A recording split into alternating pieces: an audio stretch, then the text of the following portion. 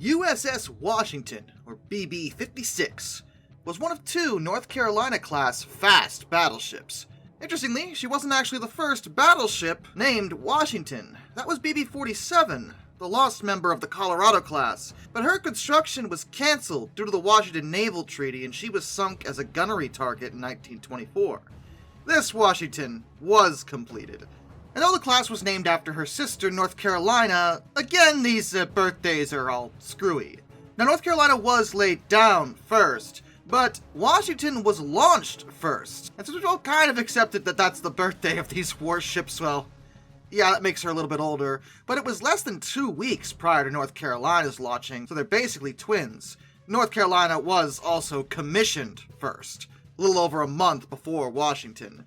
In any event, these ships were actually the first new battleship design that was built under the Washington Naval Treaty system, and as such, her design was bound by the terms of the Second London Naval Treaty of 1936, which added a restriction on her main battery of guns. They could be no larger than 14 inches. The General Board did evaluate a number of different designs that included more traditional super dreadnought ships, but decided to go with the new fast battleship design instead, to be armed with the maximum of 14-inch guns. But after construction was authorized, the United States actually invoked the escalator clause in the treaty that allowed us to increase them to 16-inch guns in the event that any nation refused to sign the treaty. Japan had refused, so, okay, you want to play? We'll play. USS Washington was 728 feet 9 inches long, had a beam of 108 feet 4 inches and a draft of 32 feet 11.5 inches. Her standard displacement was roughly 36,000 tons, and that could increase to 45,500 tons at full combat load. She was powered by 4 General Electric steam turbines that each drove a single propeller shaft. The steam was provided by 8 oil-fired Babcock and Wilcox boilers. She was rated for 121,000 shaft horsepower, and the turbines were intended to push her to a top speed of 28 knots. She had a cruising range of 17,450 nautical miles at a speed of 15 knots. She also carried 3 Vought OS-2U Kingfisher floatplanes that were launched from catapults on her fantail. During peacetime, her crew numbered 1,800 officers and enlisted men, but during World War II, that would increase to 99 officers and 2,035 enlisted. Her main battery consisted of 9 16-inch Mark VI guns and 3 triple turrets on her centerline, 2 of which were placed in a super-firing pair forward. The third one was aft. Her secondary battery consisted of 25-inch dual-purpose guns that were mounted in twin turrets clustered amidships, and as designed, she was equipped with an anti-aircraft battery of 16 1.1-inch guns and 18 50-cal M2 Browning machine guns. But that particular element would be greatly increased during the course of World War II. Her main armor belt was 12 inches thick, and her main armor deck was up to 5.5 inches thick. The main battery gun turrets had 16-inch thick faces and were mounted atop barbettes that were protected with the same thickness. Her conning tower had 14.7-inch thick sides, and her armor layout had actually been designed to repel shots fired from 14-inch guns. And that was kind of a weakness, because since the treaty system broke down before her construction began, they couldn't revise the design to improve her protection against heavier guns. But it was a weakness that both ships were able to work around. Washington's keel was laid down on June 14, 1938, at the Philadelphia Naval Shipyard. She was launched on June 1, 1940, and commissioned into the fleet on May 15, 1941, beginning her sea trials on August 3rd. But it was discovered very quickly that there was a problem with the North Carolina class as a whole. Both ships suffered from excessive vibration when they were running at high speed. It was revealed that this was because they used 3-bladed screws. Experiments with North Carolina did produce a solution that, well, reduced the problem but never fully resolved it. 2 4-bladed screws on the outer shafts and 2 5-bladed screws on the inboard shafts caused the ships to still vibrate, but not nearly as bad. It was yet another quirk about the North Carolinas that had to be dealt with, and it did mean that neither one could reach their designed speed, so they were a little bit slower than they were originally supposed to be. However, Washington continued her trials either way, and entered her training phase. She would train alongside her sister, in fact, as well as the aircraft carrier USS Wasp. Washington would serve as flagship of Rear Admiral John W. Wilcox Jr., who was the commander of Battleship Division 6, part of the Atlantic Fleet. And Washington's working up training would continue past December 7th, 1941, into the beginning of 1942. By that point, the United States had officially entered World War II.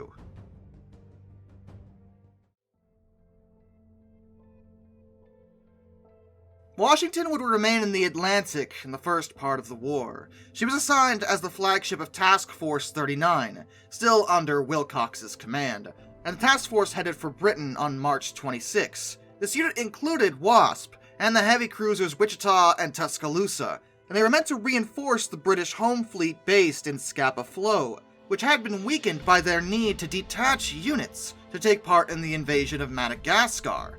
And as the title of this video would suggest, Washington bravely fought through a whole bunch of unfortunate events. Her design flaws were bad enough, but on the task force's way to Britain, Rear Admiral Wilcox was swept overboard. Multiple ships were involved in frantically trying to find him, and eventually lookouts on the destroyer USS Wilson did locate the Admiral, but he had already drowned. Rear Admiral Robert C. Giffen, who was aboard Wichita, took command of the unit, and continued on with the mission.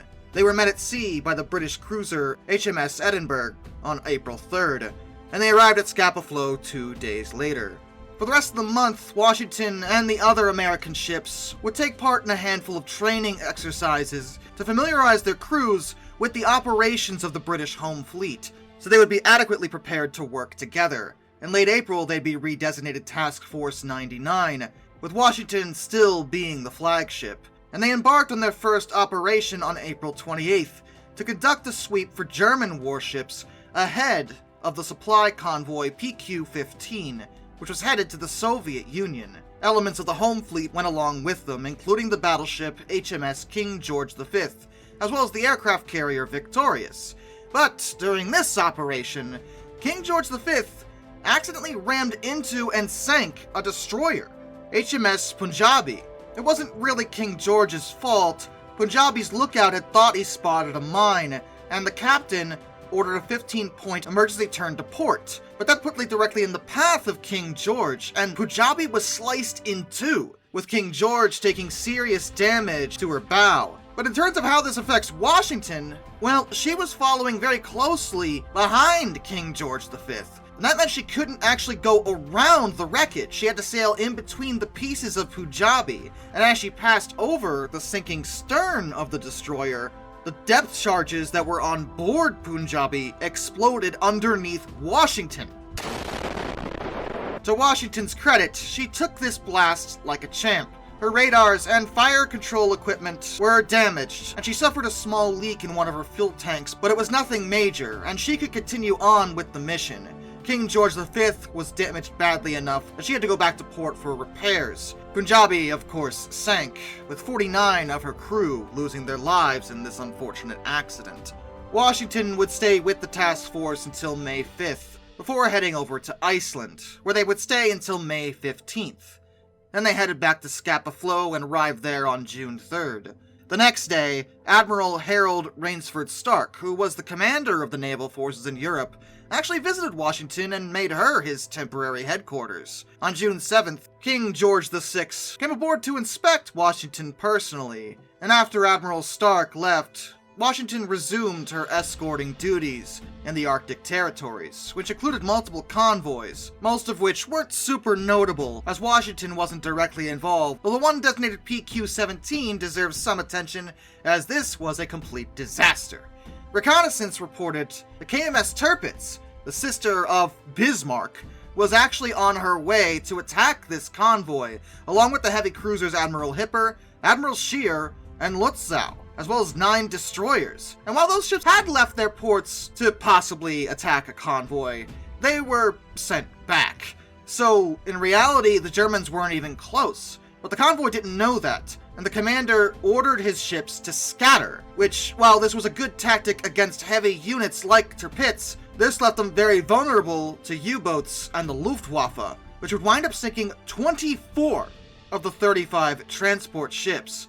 Washington was not directly targeted, but she couldn't do anything to protect any of the transports. While back in Iceland on July 14th, Admiral Giffen would move his flag back to Wichita, and Washington, escorted by 4 destroyers, got underway to head back to the United States.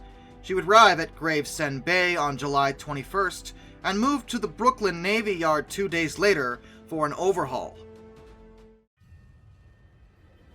Work on her was completed on August 23rd, and it was decided to send her to the Pacific instead of the Atlantic. Along with an escort of 3 destroyers, she passed through the Panama Canal on August 28th and arrived in Tonga on September 14th, where she'd become the flagship of Rear Admiral Willis Lee, who was then the commander of Battleship Division 6 and Task Group 12.2.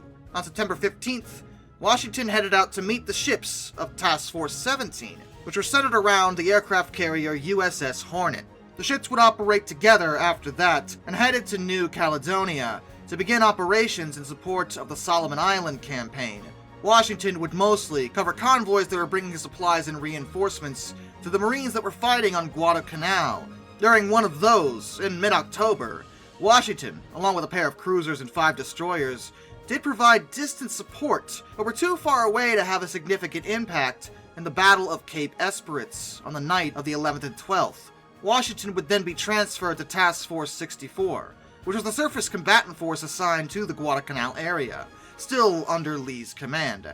At this point, the unit also included 1 heavy and 2 light cruisers as well as 6 destroyers. Through the 21st to the 24th of October, Japanese reconnaissance aircraft coming from nearby airfields would make repeated contact with the task force as the Japanese fleet was approaching the area.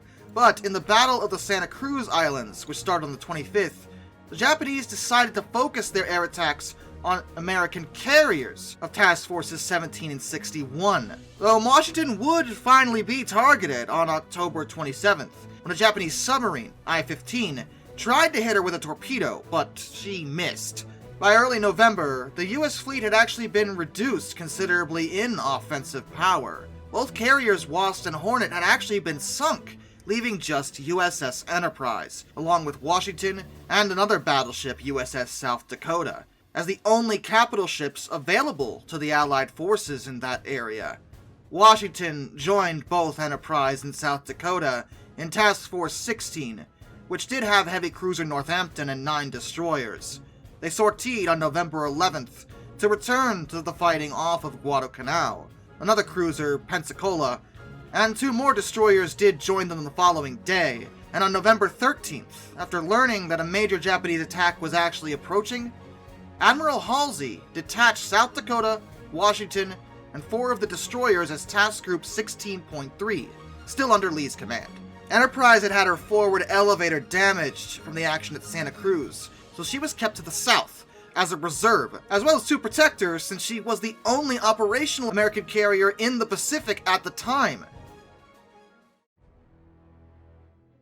Task Group 16.3 was meant to block an anticipated Japanese bombardment group in the waters off of Guadalcanal. At the same time that the task group was approaching Guadalcanal, Japanese Admiral Nobutake Kondo was steaming to meet them with his own bombardment force, which consisted of the fast battleship Kirishima, the heavy cruisers Takeo and Atago, as well as multiple destroyers.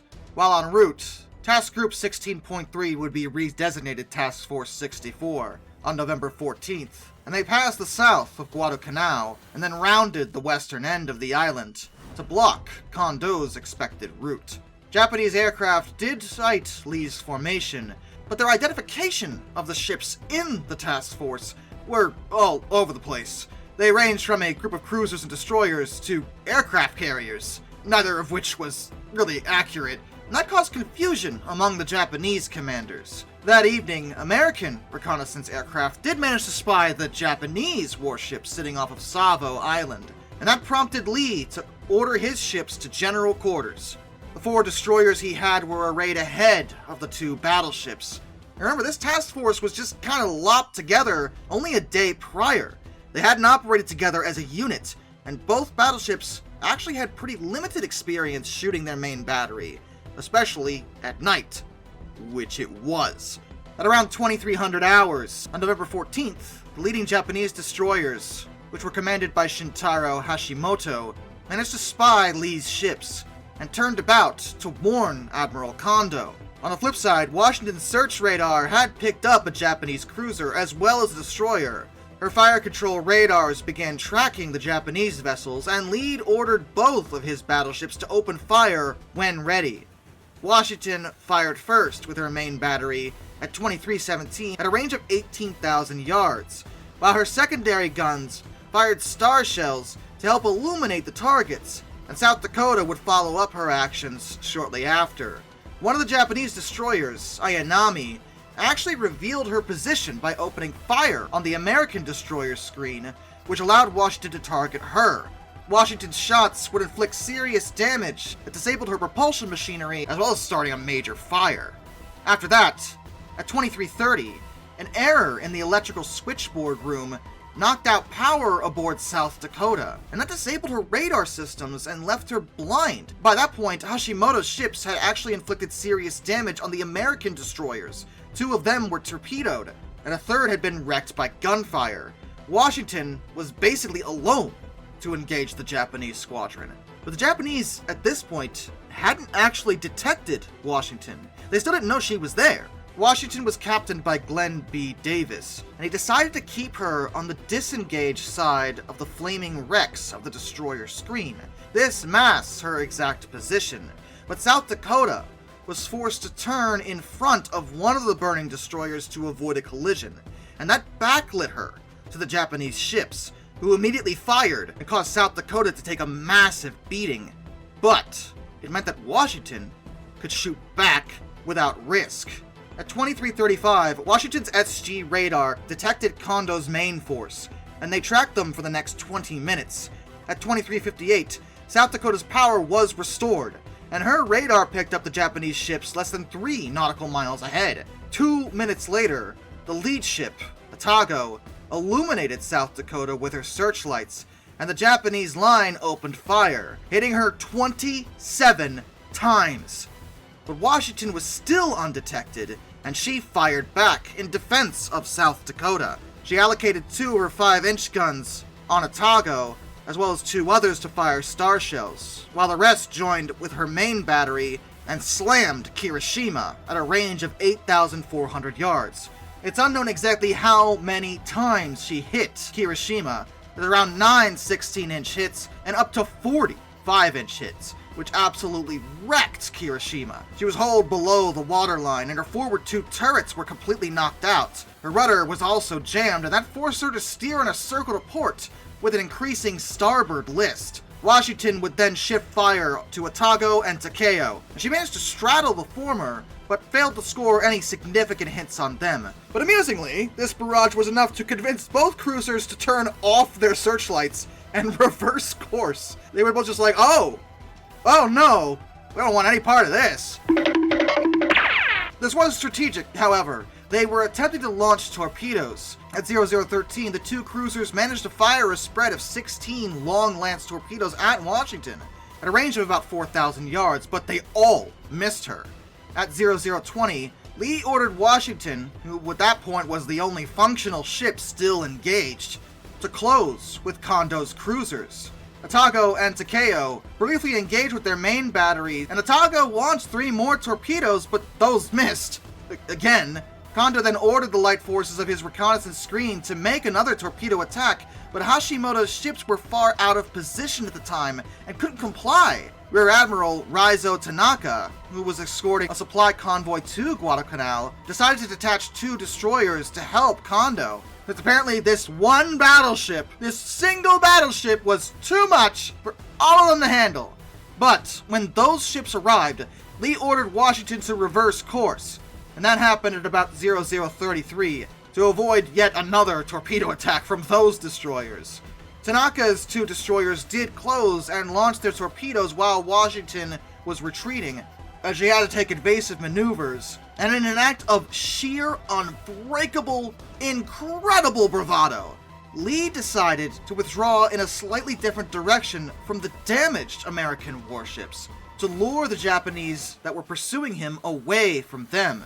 Kondo would cancel the bombardment and attempted to contact Hiroshima, but he received no response. He had to send destroyers to investigate, and she was found to be on fire, still turning slowly to port as she was slowly sinking.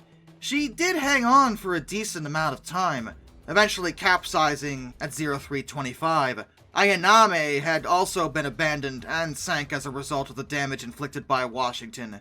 By 900 hours, Washington was finally able to meet back up with South Dakota, who, though she took a pretty bad beating herself, had managed to survive, alongside two surviving destroyers, Benham and Gwyn. Together they withdrew from the area. Washington's incredible stand at what was known as the Naval Battle of Guadalcanal is by and large one of her finest exploits. Not only had she protected one of her fellow battleships and sunk two Japanese ships, but the action had not only blocked Kondo's planned bombardment, but delayed Tanaka's convoy late enough that the transports couldn't actually unload under the cover of darkness, so they were forced to beach themselves instead, where they were repeatedly attacked and badly damaged by aircraft from Enterprise and Henderson Field, as well as field artillery and destroyer Meade later that morning. All in all, Washington had done a bang-up job in this particular engagement. And after this, she'd returned to the task of screening the carriers of Task Force 11, which was Saratoga, and Task Force 16, Enterprise, while South Dakota left for much-needed repairs. By late November, Lee's command would be reinforced by Washington's sister, who was also followed up by Battleship Indiana. They were grouped together as Task Force 64, and they would cover convoys to support the fighting in the Solomons into the next year. Washington would remain in the South Pacific until April 30th, when she headed back to Pearl Harbor. On the way there, she joined up with Task Force 16 and arrived on May 8th. For the next 20 days, Washington was operated as the flagship of Task Force 60, which would conduct combat training off the coast of Hawaii. On May 28th, she went into dry dock at the Pearl Harbor Navy Yard for some repairs and installation of brand new equipment. This included a new set of screws that, again, failed to help her vibration issue. She was always shaky. That was just the way she was. But once the work was completed, she resumed training in the area until July 27th, when she headed out with a convoy bound for the South Pacific again. And when she arrived in the area, she was detached on August 5th to proceed alone to Havana Harbor at a fete in the New Hebrides. Washington would spend the next 2 months conducting tactical training with the carrier task forces in the area in preparation for the upcoming campaigns. She was now a part of Task Group 53.2, which included 3 other battleships as well as 6 destroyers. She'd get underway on August 31st, and they met up with Task Group 53.3, which was centered around the carriers, Enterprise, Essex, and Independence, and they trained with them until November 5th. The groups then dispersed, and Washington left with the escorting destroyers for the Fiji Islands, which she reached on November 7th. She would sortie on November 11th, and 4 days later, she and the ship she was with joined up with Task Group 50.1, which was centered on the carrier Yorktown. They were heading to the Gilbert Islands, where Marines were preparing to land on Tarawa. The carriers of Task Force 50 launched their strikes on November 19th, and that continued until the next day as Marines went ashore on both Tarawa and Macon. They would steam south on November 22nd to patrol the north area of Macon, and on November 25th, they were reorganized, and Washington was transferred to Task Group 50.4, along with the carriers Bunker Hill and Monterey, as well as Battleship South Dakota, who was freshly repaired, as well as Alabama. From the 26th to the 28th of November, the carrier groups operated off of Macon to cover troop landings there, and Japanese aircraft did attack the groups on the 27th and 28th of November, but they managed to inflict very little damage on the American ships. Fighting in the Gilberts would be over by December 6, and Washington was detached to create Task Group 50.8, along with their sister North Carolina, South Dakota, Alabama, Indiana, and Massachusetts. They would be covered by Bunker Hill, Monterey, as well as 11 destroyers. They were sent to bombard the island of Nauru 2 days later, and returned to a fate on December 12th. They remained there only briefly though before they headed out again on Christmas Day, December 25th, for more gunnery training with North Carolina and 4 destroyers. They would return to port on January 7th, 1944, and by that point, Washington was assigned to Task Group 37.2. She gets shuffled around a lot. She was still with Bunker Hill and Monterey, though. The ships got underway on January 18th, heading to the Marshall Islands. They joined up with Task Force 58, which comprised the Fast Carrier Task Force, and that had been created under the command of Rear Admiral Mark Mitscher on January 6th. Washington's unit was accordingly renumbered as Task Group 58.1, and they arrived off of Kwajalein by late January. Washington would be in charge of screening carriers while they conducted strikes on the island, as well as the neighboring Tarawa. On January 30th, Washington, Massachusetts, and Indiana were actually detached from the carriers to bombard the island with an escort of 4 destroyers. They would return the following day to resume their guard duty, while the carriers resumed their airstrikes. However, a series of unfortunate events cannot stop affecting Washington. In the early hours of February 1st, Indiana cut in front of Washington to go refuel a group of destroyers, and this caused Washington to ram into her, causing serious damage to both vessels. It had happened because the ships had been blacked out to prevent Japanese observers from spotting them. Indiana had her starboard propeller shaft destroyed, as well as significant damage to her belt armor and torpedo defense system. She also had roughly 200 feet of armor plating torn from her hull.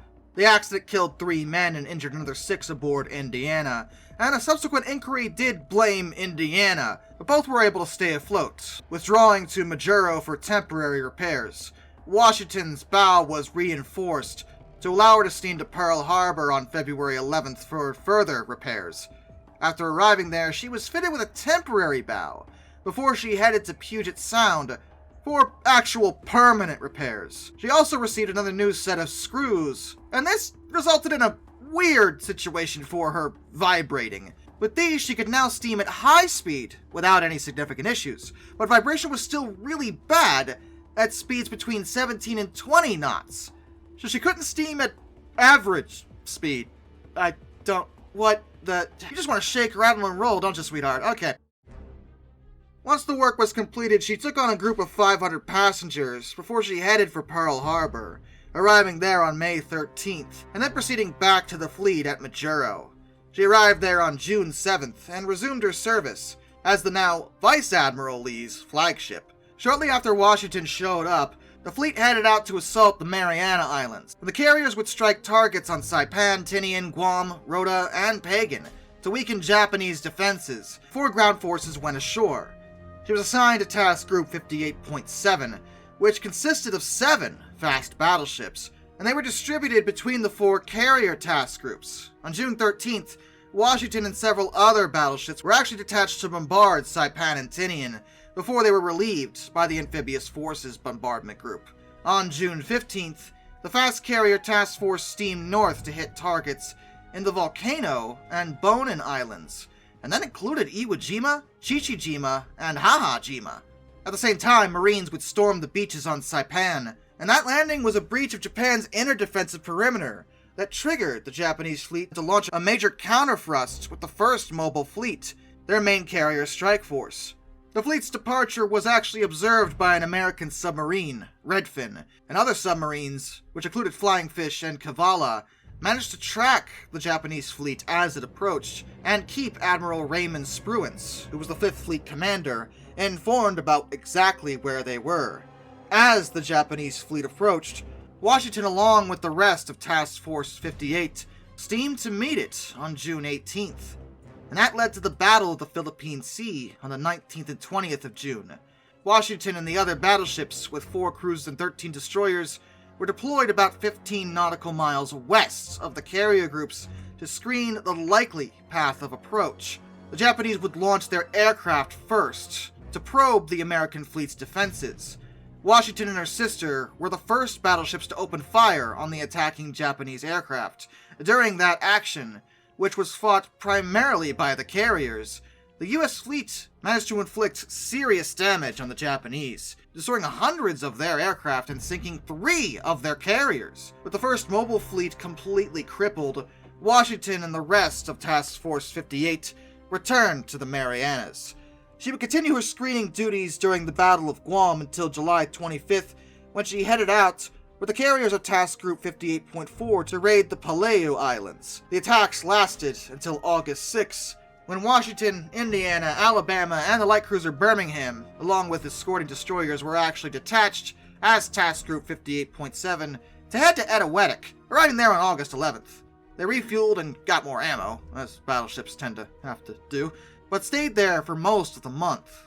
On August 30th, they finally got underway again, with the rest of the fast carrier strike force, which by now had actually been transferred to 3rd Fleet Command, and renumbered Task Force 38. Washington would be assigned to Task Group 38.3.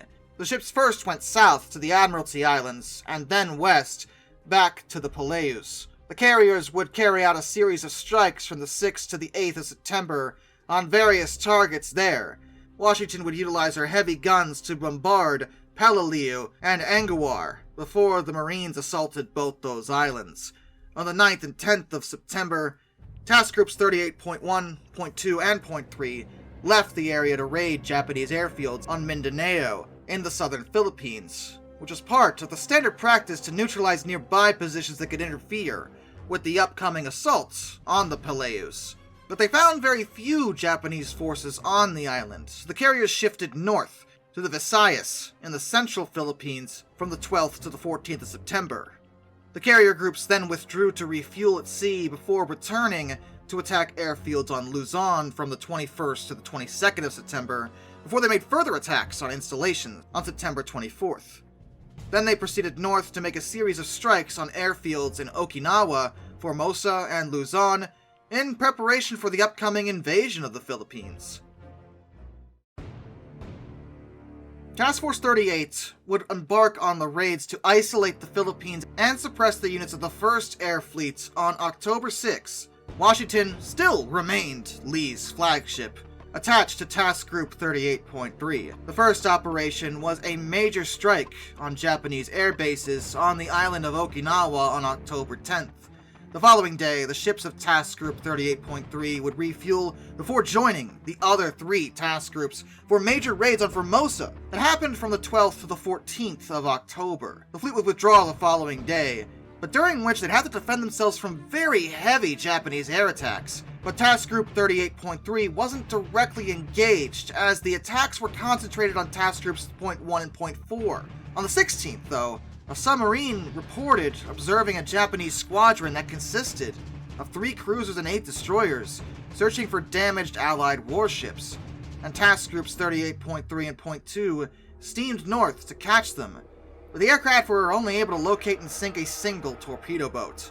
On October 17th, the 2 task groups withdrew to the south to cover the invasion of Leyte, along with the rest of Task Force 38, which was the same day elements of the 6th Army went ashore. The raids on Luzon continued until October 19th. By that time, Washington had been reassigned to Task Group 38.4, screening for Enterprise again, the fleet carrier Franklin, and the light carriers San Jacinto and Belleau Wood. On October 21st, Task Group 38.4 withdrew to refuel, and during that time they also covered the withdrawal of ships that had been damaged during the Formosa raid, which was still on their way to Ulithi. They were recalled to Leyte the following day.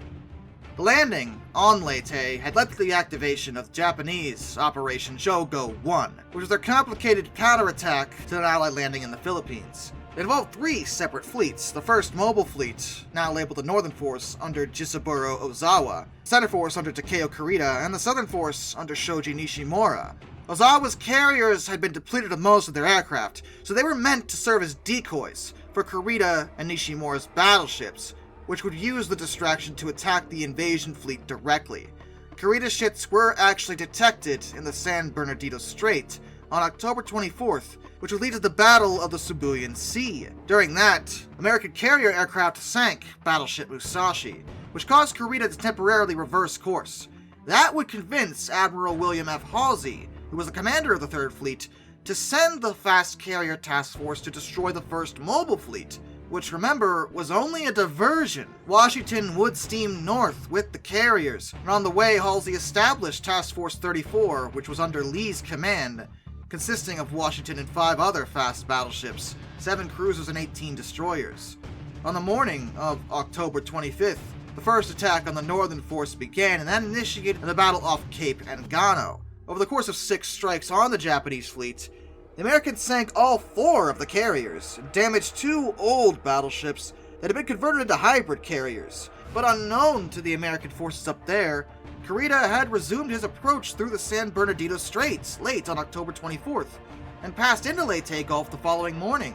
This would lead to the battle off Samar, where Kurita's forces ran into TU 77.4.3, known as Taffy 3. It was only a group of escort carriers, destroyers, and destroyer escorts against incredibly powerful Japanese battleships, including Yamato, but Taffy 3 was not screwing around.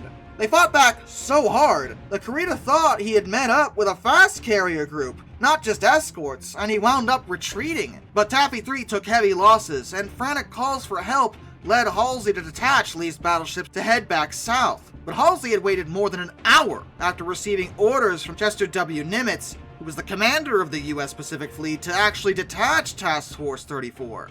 They were still steaming north during that time, and that added 2 hours to their voyage south.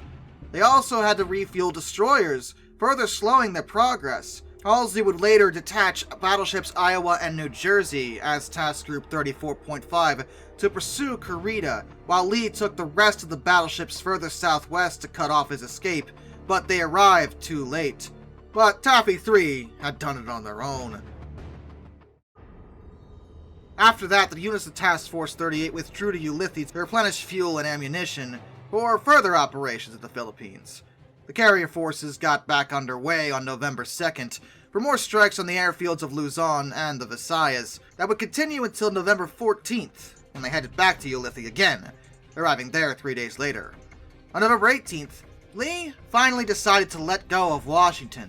He would exchange flagships with Rear Admiral Edward Hanson, who would actually use South Dakota as his flagship, and under his command, Washington was transferred to Task Group 38.3, along with South Dakota, as well as her sister North Carolina. They would sortie on November 22nd for gunnery training, while the carriers conducted strikes independently against targets in the Philippines over the next 3 days. They would arrive back at Ulithi again on December 2nd, when they made repairs and loaded more ammunition for future operations. They would get back underway on December 11th for more attacks on Luzon to suppress Japanese aircraft as the amphibious force prepared for their next landing on the island of Mindoro, which was in the western part of the Philippines. The raid would last from the 14th to the 16th of December. The fleet withdrew again to refuel on December 17th. But during that time, Typhoon Cobra would sweep through the area, and it would do significant damage to the fleet, sinking 3 destroyers. It would also delay support of ground troops for 2 days, and the weather wouldn't really get much better, leading Halsey to break off operations. They arrived back in Ulithi on December 24th. On the 30th, the fleet got back underway, though, to make preparatory strikes for the landing on Luzon. Washington would stay with Task Group 38.3 for this operation, and the carriers struck Formosa again on the 3rd and 4th in January 1945.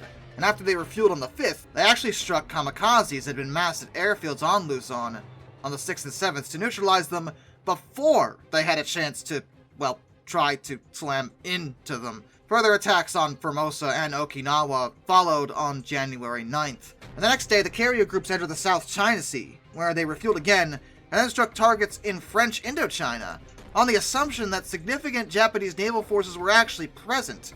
But, there were only merchant ships and a few minor warships. While that was going on, other elements of the Allied fleet invaded Lingayen Gulf on Luzon. In February, Washington would escort carriers during attacks on the Japanese islands of Honshu to disrupt Japanese air forces that might try to interfere with the planned invasion of Iwo Jima. The 5th Fleet had resumed command of the fast carrier task force by that time, and Washington was now a part of Task Group 58.4. They sortied from Ulithi on February 10th, and after conducting some training exercises off of Tinian and refueling at sea, they continued on north to launch strikes on the Tokyo area 2 days later.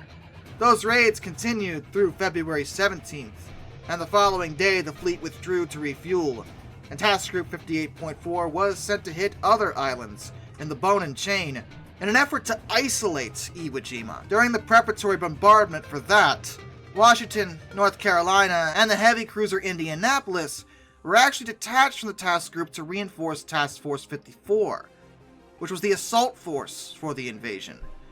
Washington would remain on station during the marine assault and provided fire support as they fought their way across the island through February 22nd. The day after that, the carrier groups reassembled and refueled on February 24th for further operations against the Japanese mainland. When they left Iwo Jima, they started their air attacks on the home islands to prepare for the amphibious assault on Okinawa. The first of these on the 25th and the 26th of February would strike more targets in the Tokyo area, and that was followed by another attack on Iwo Jima. The fleet was then refueled on February 28th, and on March 1st, they raided Okinawa, returning to Ulithi on March 4th. While there, Washington was transferred to Task Group 58.3, and they sortied on March 14th for more attacks on Japan. These attacks would cause significant damage to Japanese facilities and sank and damaged numerous warships. On March 24th, Washington would bombard Japanese positions on Okinawa as the fleet continued to attack defenses prior to the official invasion. By that point, Washington had been transferred to Task Group 58.2. Carrier raids on the home islands and the Ryukyus continued even after the landing on Okinawa on April 1st. While operating off the island, the fleet would come under heavy and repeated kamikaze attacks. One of the largest took place on April 7th, but Washington wasn't damaged during that time. The attacks were largely defeated by the carrier's combat air patrols. On April 19th, she came in close to Okinawa to bombard Japanese positions as the Marines fought their way to the south. Washington would stay off the island to provide support until late May, when she was detached for a much-needed overhaul. She proceeded first to San Pedro Bay in Leyte, before heading for Puget Sound. While crossing over the Pacific, she did stop off in Guam and Pearl Harbor, before arriving in Bremerton, Washington on June 23rd. Her refit would actually last until September, and by that point, Japan had surrendered, bringing World War II to a close. Washington, as a fast battleship, wasn't scrapped immediately after World War II. She would conduct her sea trials post-refit, as well as go through a short period of training while based in San Pedro, Los Angeles. She then headed for the Panama Canal, and on October 2nd, joined Task Group 11.6, passing through the canal and steaming north to the Philadelphia Naval Shipyard, where she was born. She arrived there on October 17th to take part in Navy Day celebrations on October 27th.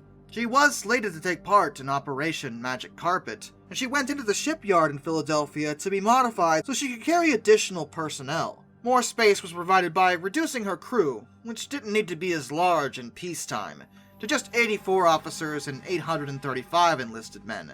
This work was done by November 15th, when she headed across the Atlantic to Britain. She arrived in Southampton on November 22nd, and she would embark with a contingent of Army personnel, totaling 185 officers and 1,479 enlisted men, and then cross the Atlantic again to New York, bringing those men home, and then she would be decommissioned on June 27, 1947. But not scrapped at this point. She was assigned to the Atlantic Reserve Fleet that was based in New York, and she would remain there throughout the 1950s. She wasn't an old-school dreadnought, but she wasn't exactly the best kind of fast battleship that the US had. The Iowas were considered superior, though it was thought that the North Carolina class may have some use in the future. But beginning already in 1946, the ship's characteristics board had authorized the removal of some of the 40mm guns from both the North Carolina and South Dakota class battleships, which were then reinstalled on the Iowas when they were reactivated for the Korean War. Washington and the other battleships had their 20mm batteries removed entirely by October of 1951, but it was considered the Navy might modernize both Washington and North Carolina in May of 1954. But for fast battleships, they were slow. They had that vibration issue, remember, and that prevented them from serving with the carrier task forces. The Navy determined that they had to hit a speed of 31 knots, And to achieve that, they would need a new power plant that could provide 240,000 shaft horsepower at their current displacement. And even if they removed the aft turrets and used that magazine space for additional boilers, it still wouldn't have produced the necessary power. If they removed all their belt armor, which, I mean, they kind of need that, but if they did, they would only require 216,000 shaft horsepower to reach the desired speed. But then the aft hull would have to be significantly rebuilt to even accommodate the larger screws that would be required. They did consider the possibility of removing Washington's propulsion system altogether and replacing it with the same one that was used in the Iowas, which could hit 35 knots. But there wasn't enough room to fit that system. The Iowas were bigger.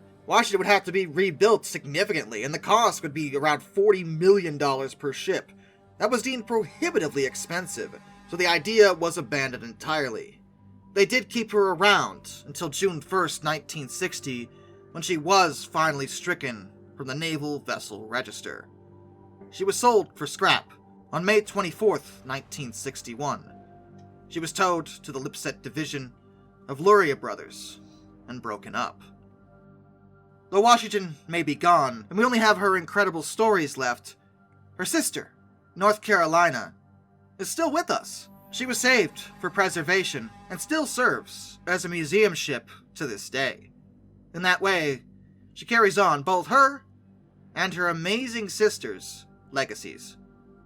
And with that, a special thank you goes out to all my underwater train finders, Sumdude267, Orange Glass, Benjamin Owens, Panzer Kitsune 131-232, Anzac A1 Arthur Roy, Tommy Rossini, Brian, Jack Carson's Aurora Videos, Lord Off 444, Mark Holding, Murder Drone Stall, A Person 723, Ro Hudson 2860, Isurfer 1405, Charles Kwiatkowski, Matt Weaver, Tom Redline, Edis Productions 8104, Hendrick Motorsports Fan 5, Wheeljack 8401, Rescues Greyhounds, The Baxter, Caleb Crosswhite, Ohio Trucker 1, Andrew Bowen, Josh Johnson, Hayden DeGrow, Caleb Rainwaters, Prez Drenton, Master of None, Arizona Hot Rail, Liam Wright, Mr. Sleepy, Travis Stalinsky, Jared Brussell, Dr. Bracer78, Joshua Long, and Hannah Bird.